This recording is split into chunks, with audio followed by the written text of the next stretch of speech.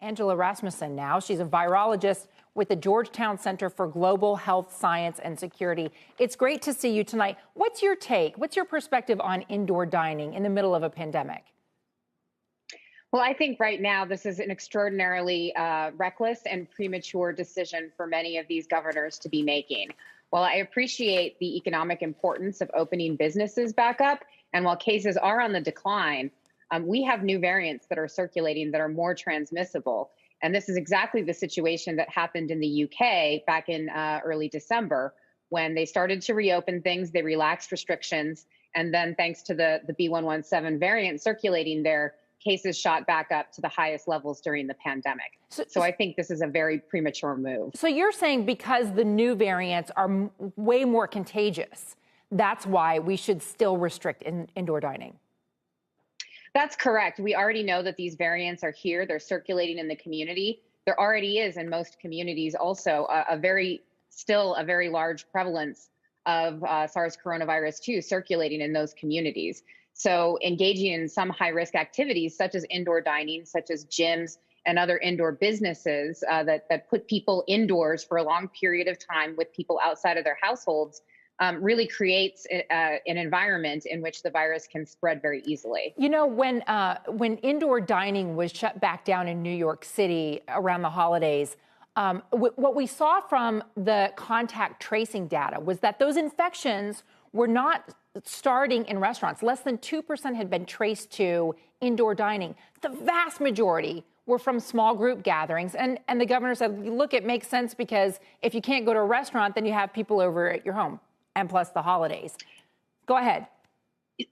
So that is true. But one thing to note about that is that right now, we don't have enough contact tracers in any state to keep up with every single case of SARS coronavirus 2.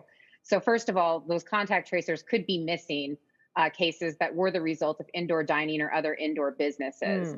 And second of all, I think if people are going to have indoor gatherings, whether in a restaurant or without, they're going to do that.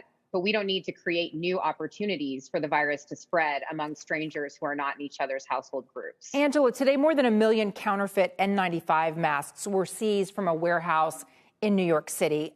Medically speaking, is there a danger to these fake masks?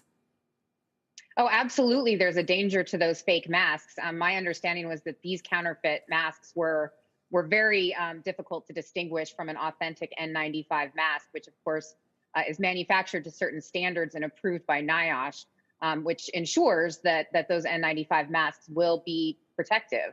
If you can't tell the difference and you're giving this to a healthcare worker, that endangers them significantly. So it's good news that these were taken out of the marketplace. It's concerning that there might be others out there. Do you think with vaccines now being more widely distributed, we're starting to have loved ones maybe getting their first shots? Do you think we're starting to turn a corner? I think we're at the very beginning of turning the corner. And I think in a couple months, we're going to be in a much better place as vaccine rollout continues and as our supply increases. One thing people really should keep in mind right now, though, is that we still have vaccinated a very small relative proportion of the population. So we need to hang in there a little bit longer with the non-pharmaceutical interventions that are meant to reduce exposure risk, such as masking and distancing, until we can get more people vaccinated.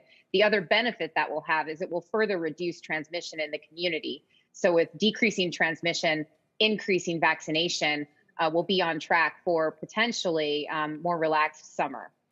Patience is a virtue. It's just not mine. Angela Rasmussen, thank you very much. Appreciate it. Shepard Smith here. Thanks for watching CNBC on YouTube.